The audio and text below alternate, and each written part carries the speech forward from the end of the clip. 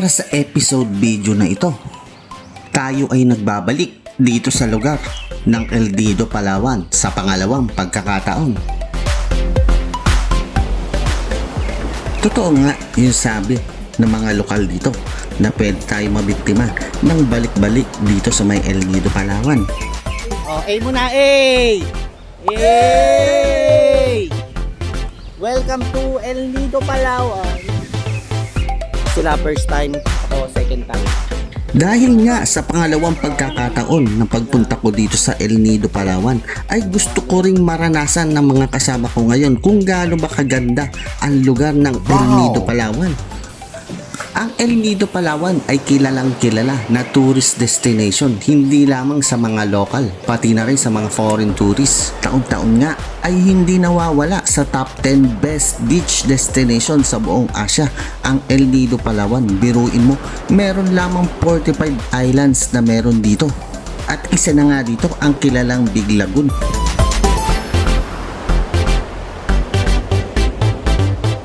Kaya sa video na ito, hayaan niyong ipakita ko sa inyo ang mga island na meron ang El Nido, Palawan. Mula nga sa mga island hopping, pagkatapos sa mga land tour,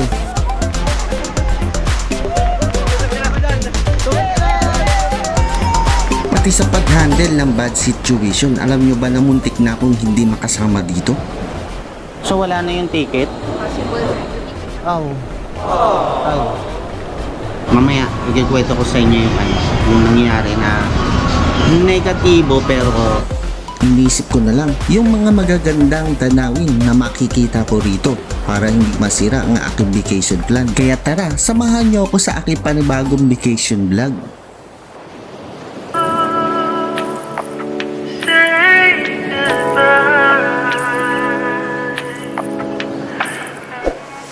Welcome sa ating panibagong travel adventure vlog. Para sa pagpapatuloy ng ating adventure vlog, tayo ngayon ay nandito sa pangalawang pagkakataon dito sa lugar ng El Nido, Palawan. Para sa day 1, November 1, 2024 sa oras ng alas 5:30 ng umaga. Yan mismo ang oras ng pagdating natin dito sa may El Nido, Palawan, mula sa may Bayland na biyahe na mahigit 5 oras na nagmula sa may Puerto Princesa, Palawan. Pero bago tayo magpatuloy dito sa may El Nido, Palawan, ay hayaan nyo munang ikwento ko ang mga struggle na nangyari bago tayo pumunta rito. Alam nyo bang muntik na akong hindi makasama sa adventure na ito? At dito tayo magsisimula sa aming lugar dito sa may Parañaque.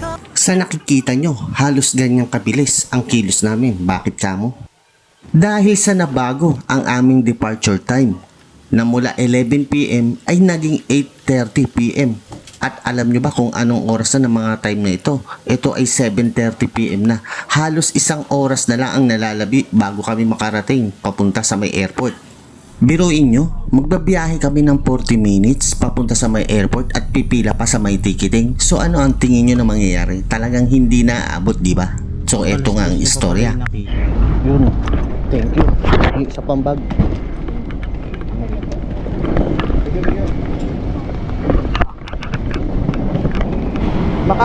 Makahabol po kaya kami 8:30? Hindi ba yung boarding pass? Ay, hindi ba? Anong gagawin namin? Punta pa kayo? Mag-check-in pa kayo? Sige. Ito yung ano namin sa Cebu Pacific. Sa ano po, sir? Punta kayo ng counter A, sir. Doon A? sa dulo yung thank you. Sige, thank you. Naman kasi 8:30 na late na kami. Last call po sa dulo.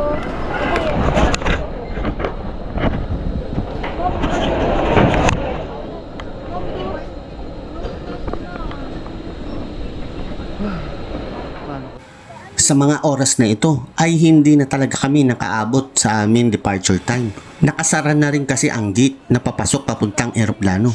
Malakas na rin kasi ang kutob namin na hindi na talaga kami aabot dito. Pero ginawa pa rin namin ang best namin para lang makahabol pa. Alam nyo naman ng mga airline department, hindi pwedeng malilate ang mga passenger, pero sila pwede silang malate. Ganyan ang mga airline. Another option nga namin dito is mag-book na lang uli ng departure papuntang Puerto Princesa. Buti nga at hindi naapektuhan ang pagbalik namin dito kasi round trip ticket ang kinuha namin. Yun lang talaga, nadagdagan yung gastos namin papunta doon. Sa pangyayari na ito, dito ka susubukin ng pagkakataon. Meron palang kahit nakaplano na ng matagal, meron pa rin magbabago. Dito rin masusubok ang haba ng pasensya mo, ang emosyon mo, ang galit mo na kailangan itawa mo na lang para makapag-isip ka pa ng ayos. Meron ka rin matututunan na lesson.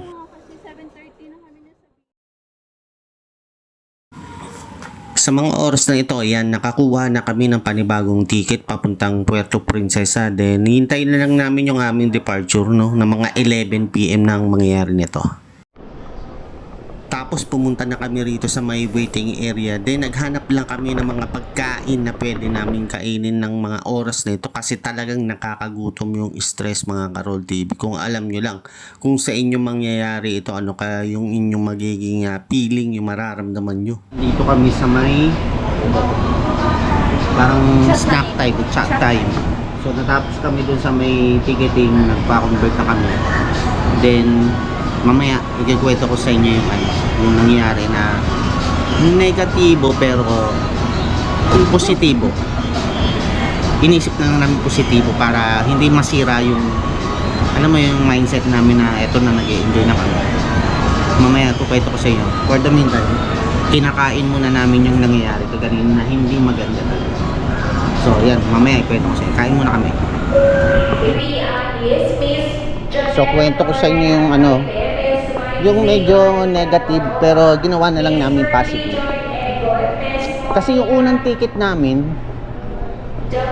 na-late kami, 8:30 yung aming departure, nabago kasi nag-request. So, nangyari hindi kami nakaabot.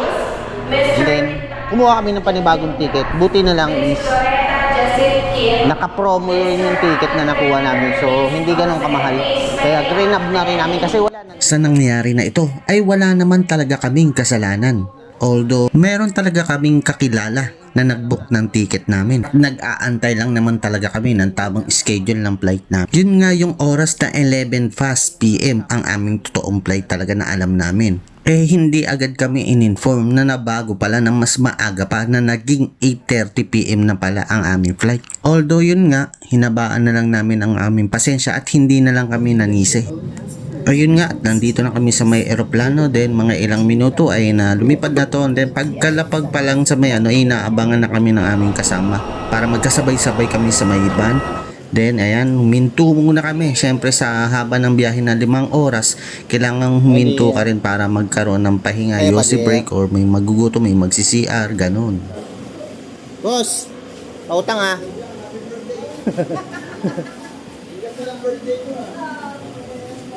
Birthday niya na.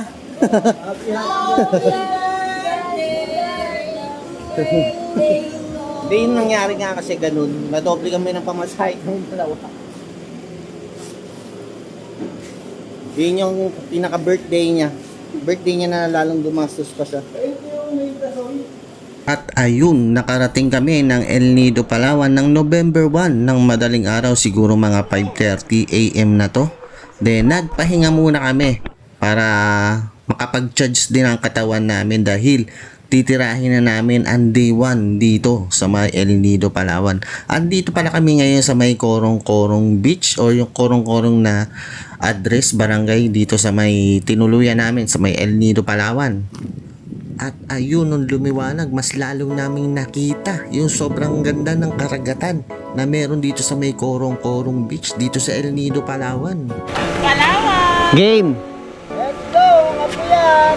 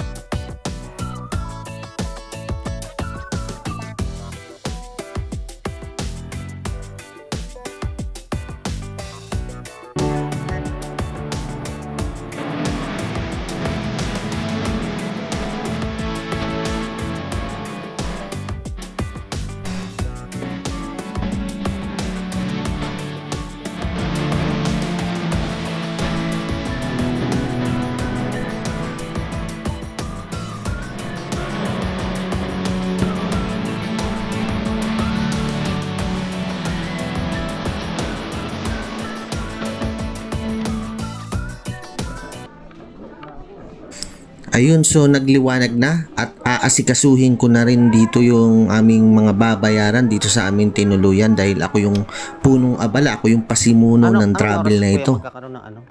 Mga Alas 6? mga assistant team sir. Oo, yung assistant. Kasi parang gusto kasi ng mga kasama ko, pumasok na sila sa mga kwarto. O mag-a-add na lang. Nakausap ko naman yan per hour. 100 daw per hour. Para maiayos na rin yung mga gamit. Wala pa, sir. Hintayin natin yan sa assistant na mga tatao. Kasi parang si kuya, bantay lang siya dito. Oh. Hindi siya pwede mag-decide. Ang gawin mo, singilin na. Nandito na sa kanila. Sa'yo na, okay. Ando na yung assistant. Sige. Morning. Oo. Para pala sa magtatanong at naghahanap ng matutuluyan or accommodation dito sa may El Nido, Palawan, is PM nyo lang ako or mag-comment lang kayo dito sa ating video. Promise, mura lang dito at budget friendly para lang kayo nag outing sa may Batangas. At ang maganda dito, pwede na nilang i-package lahat kasama na yung kanilang van, tapos yung sa accommodation, sa island tour travel, pati do sa mga environmental na babayaran dito. Dito. Pagkatapos namin masettle yung bayad, ayun, nagdiretsuhan na muna kami sa mga kwarto para ilagay ang mga kanya-kanyang gamit, tapos yung iba para makapagpahinga ng konti at makapag-charge. Then, i-explore natin yung harapan ng beach.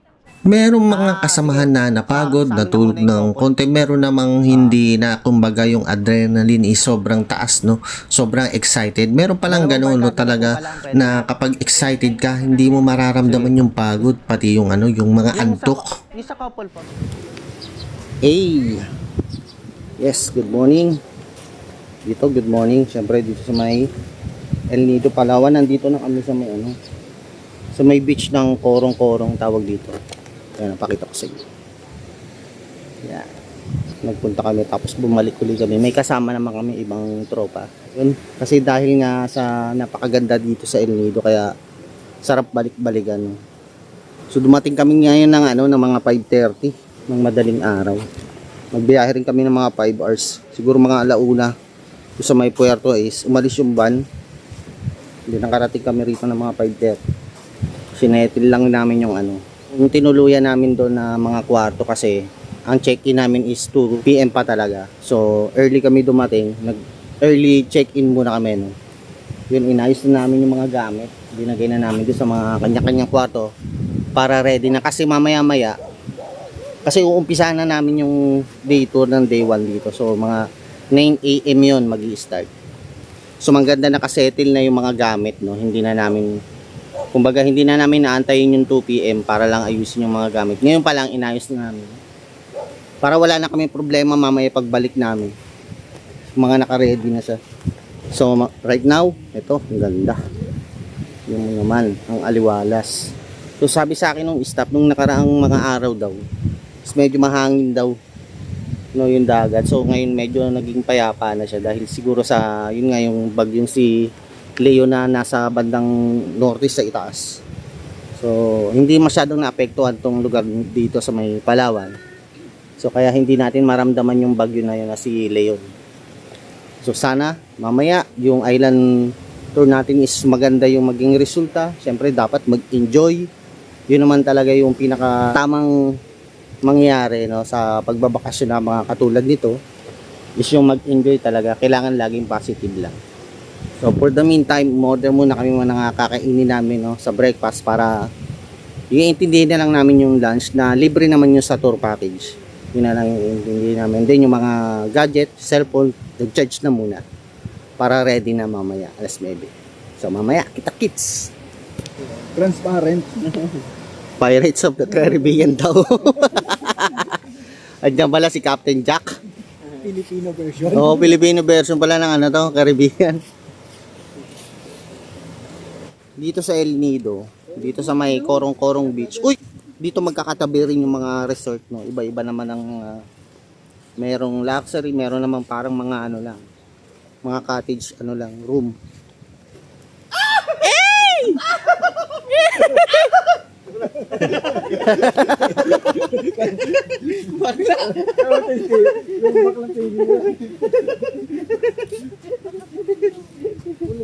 Takbo ka, brother. Ganito, oh. Iikot kang ganun, oh. Iikot kang ganun, iikot ka. Isang kamay lang ang hawak mo, iikot ka. Hindi ko kaya yun. Hindi, kaya mo yan. Sige, game! Bitaw ka di sa kahoy ha. Yeah! Parang hindi kaya.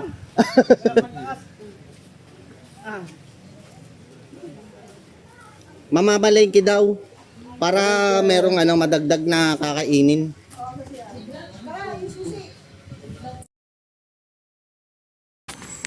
Ayan, sa mga ilang oras na pag-aantay namin para sa order namin na almusal, dumating din siya. Tapos, kumain na kami para paghandaan naman namin yung pagpunta namin sa may palengke na ilang kilometro lang naman ang layo mula dito sa may accommodation na tinutuluyan namin.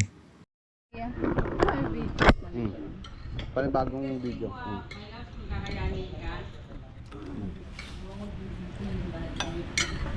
Para ano ka? So ayan, pagkatapos namin mag-almusal lahat, is nandito na kami sa may tricycle at papunta na kami sa may Talipapa o dun sa may market na malapit lang dito sa may tinuluyan namin. Yan, so ang ginawa namin bago kami mag-island hopping is dadagdagan namin yung mga kakainin namin. No? So nandito kami ngayon sa may public market. Bili kami kahit mga isda, dadagdagan namin yung mga inihaw.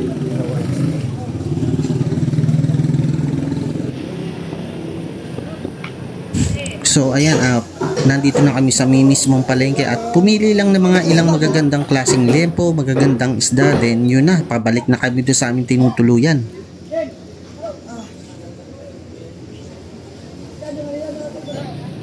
Yan, dito sa El Nido, tignan nyo naman yung mga tricycle na service. No? Ganyan, lalapad ng mga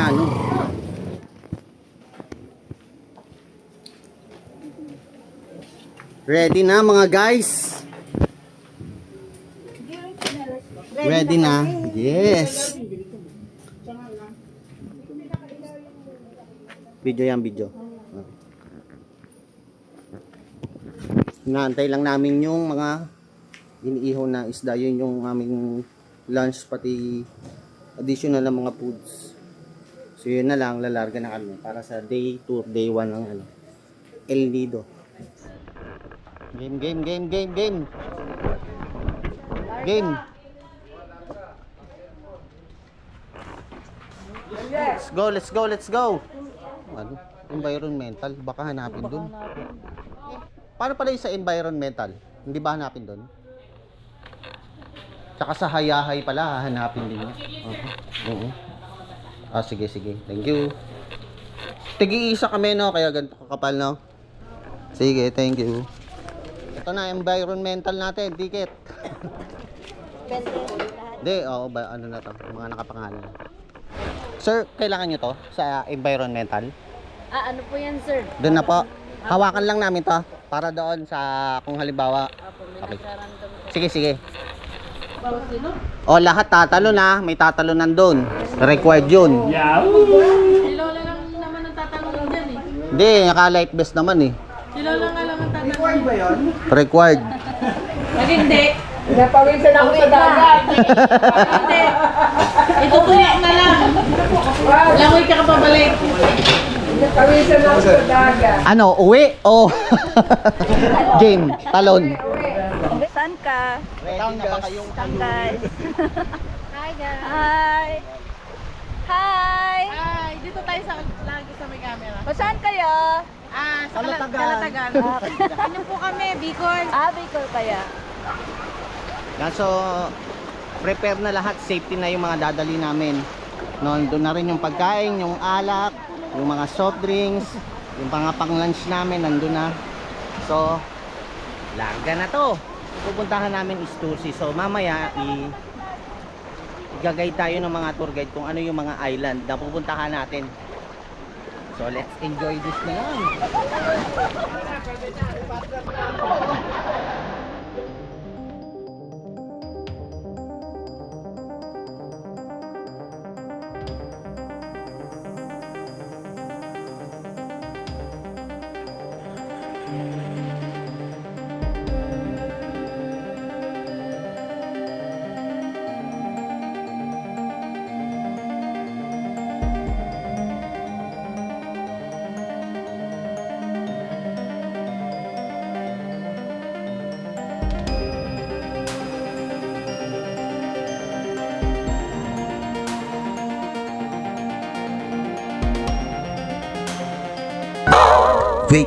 Hayaan nyo muna akong i-share ko sa inyo ang struggle ko sa pagpapalipad ko ng drone na nasa bangka.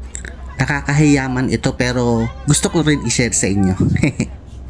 Nagkakagulo na ang mga bangkero dito, mga assistant, no? Kasi nga, eto, ang istorya, yung drone, hirap na hirap ako magpa-landing dito sa may tubig. Sobrang dami kasi ng obstacle niya, kaya hirap siyang lumanding sa palad ko.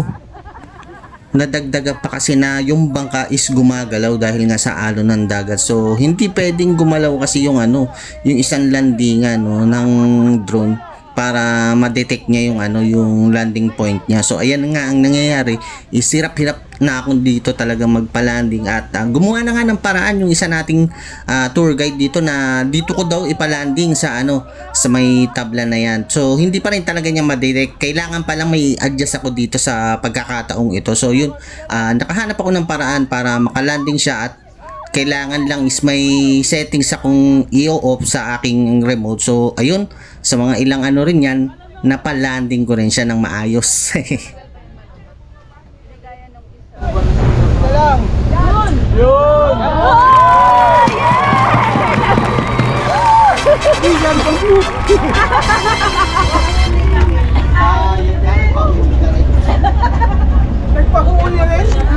Aha, so ayan, tuloy na ang ligaya ng ating island hopping. Woo!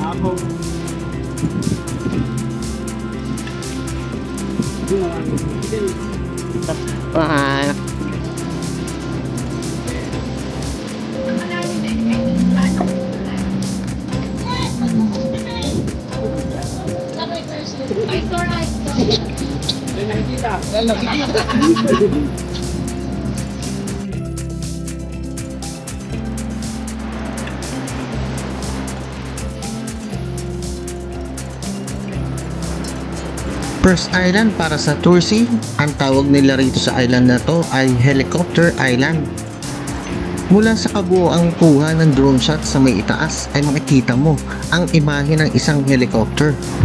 Mula sa magkabilaang dulo ng island ay makikita mo ang image ng helicopter na ito, na kung saan dito sa part ng kanan ay makikita mo yung pinakaulo ng helicopter at makikita mo naman dito sa kabilang side at pinakabuntot.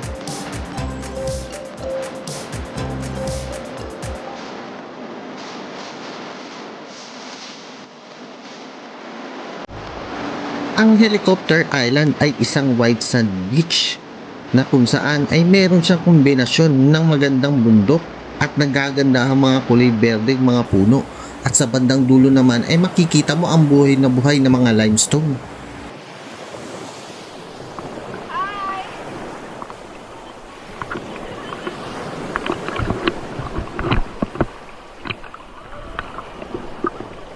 May mga isda?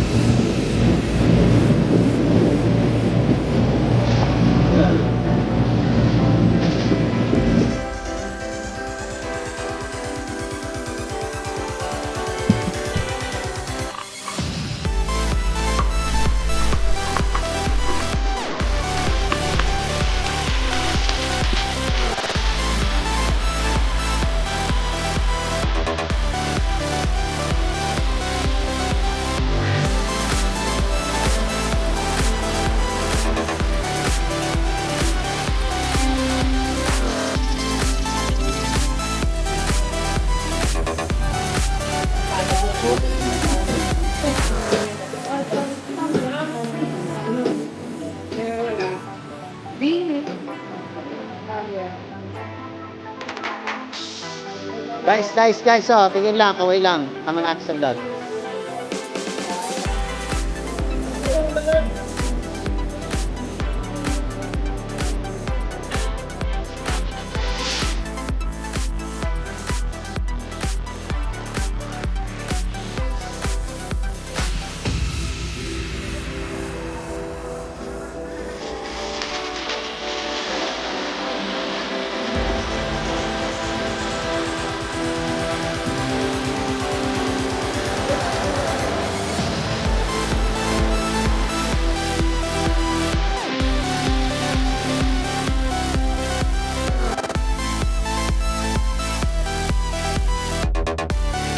Pangalawang island para dito sa may Tursi, ang Bulalakaw Point.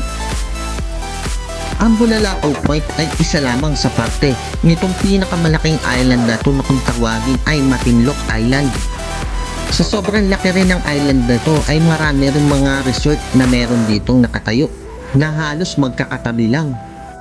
Isa rin tong island na merong mga malalaki at naglalakihang mga limestone. Isa rin itong stop point kung saan dito nanananghalian ang mga turista at mga grupo ng mga tour guide. Kung makikita mo nga lang sa drone shot, ay napakaganda ng pagkakakreate ng God dito dahil nakikita mo na parang letter C ang pagkakahulma ng dalampasigan nito. At makikita mo rin sa may bandang dulo nito na merong kapirasong sandbar.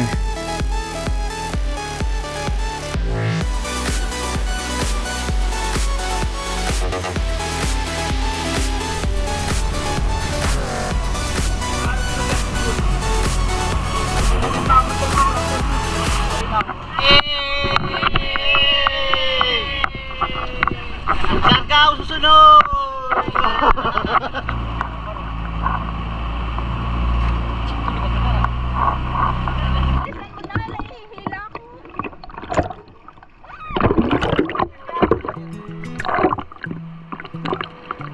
Next stop, Hidden Beach. Ang Hidden Beach ay makikita rin dito sa island ng Matinloc. Mula nga sa may Bulalakaw Point ay umabante lang kami ng konti para marating ang Hidden Beach. Kung bakit ba siya tinawag na Hidden Beach? Mula kasi sa may gitna ng dagat ay hindi mo mapapansin na meron palang dalampasigan na tatago dito. Tanging tao nga lamang ang pwedeng makapasok dito at hindi pwedeng makapasok ang mga sasakyan na pang tubig o yung mga demotor. Mula nga sa may pagkakadaong ng aming bangka ay nilangoy namin ito para makapasok kami mismo sa may loob. Sobrang ganda nga na experience mo rito. Para kang nasa isang panaginip na kung saan papasok ka sa isang entrance na may tubig at napapaligiran ka ng mga naglalakihan ng mga limestone. May konti kang extreme challenge na kung saan ay paghihirapan mong panlumangoy bago ka makapasok at makita ang kabuuang ganda ng isang paligid. At di nga kami nagkamali rito, sobrang ganda ng Hidden Beach na ito.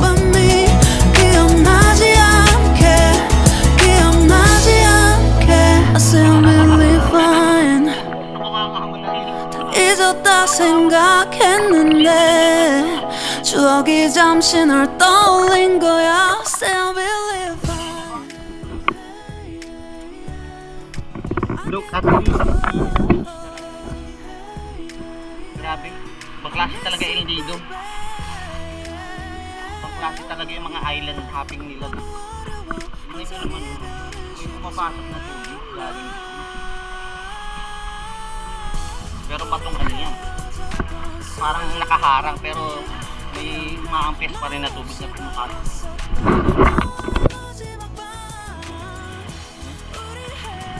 Ganyan, oh.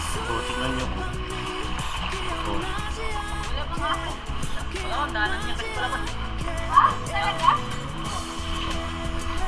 Huwag ka na dyan, ba't mapasok ka pa? Mamaya matamaan ka ng ano dyan, mga bato.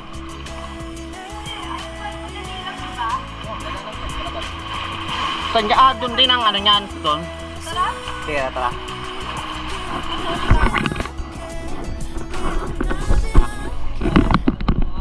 Check mo na bro.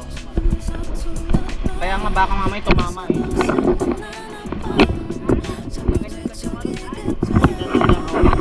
Baka hindi mo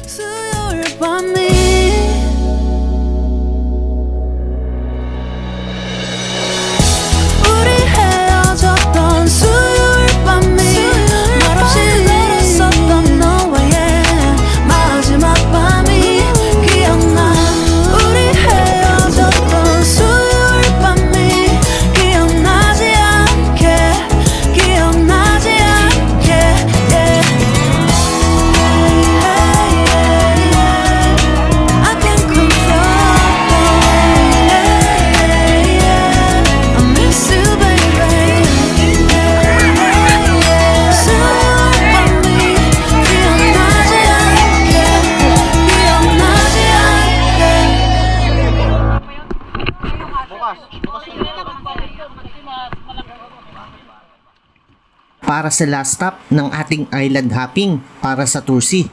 Nandito na tayo ngayon sa may Cadlaw Lagoon. Cadlaw Lagoon, para siyang version ng Big Lagoon pero small lagoon lang siya. Need mong mag-arkila or mag-rent ng kayak para mas lalo mong malibot ang buong Cadlaw Lagoon.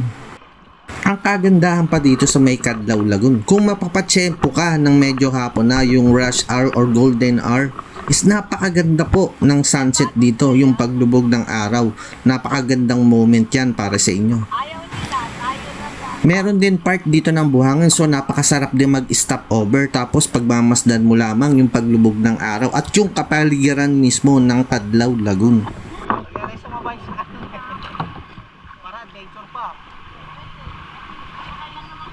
Oo.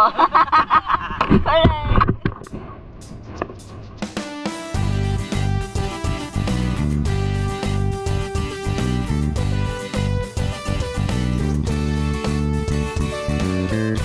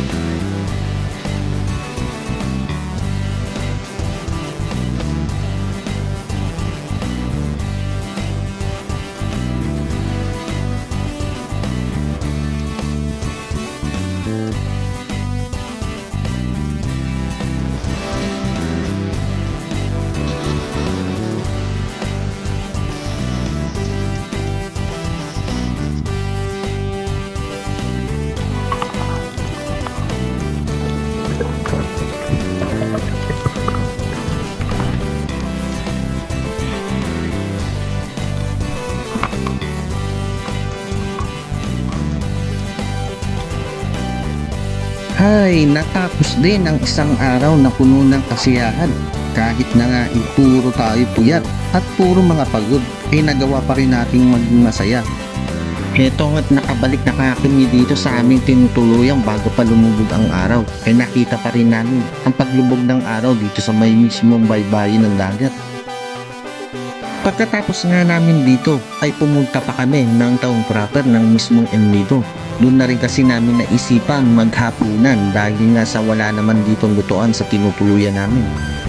Dito ay sinulit na rin namin ang unang gabi namin ngayong araw. Pag nandito ka kasi hindi ka naman na empleyado, isa ka namang na normal na tao na gusto lang magbakasyon at magpakasaya. Sa makatuwid, isa kang bakasyonistang turista. Kumbaga, lahat na gawin mo, isagad mo na yung pagod mo, uminom ka, kumain ka na kung anong gusto mo, para pag uwi mo mismo sa may tinutuluyan mo, ay masarap na ang tulog mo. At marami kang nagawa mismo lang hapon na yun at hindi na aksaya ang pagpunta mo sa unang araw dito sa El Nido. Hindi kasi malamig.